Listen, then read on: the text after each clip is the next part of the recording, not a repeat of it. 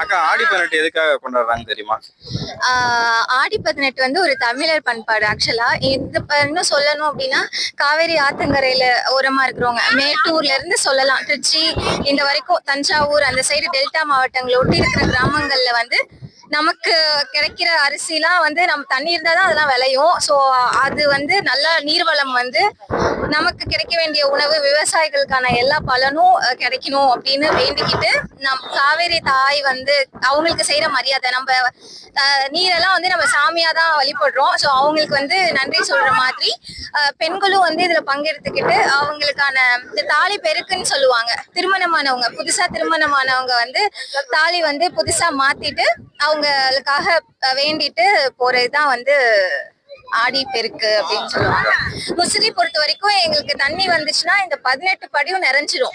அதுதான் ஆடி 18ஓட ரொம்ப இது ரொம்ப புகழ் பெற்ற அந்த ஒரு இது.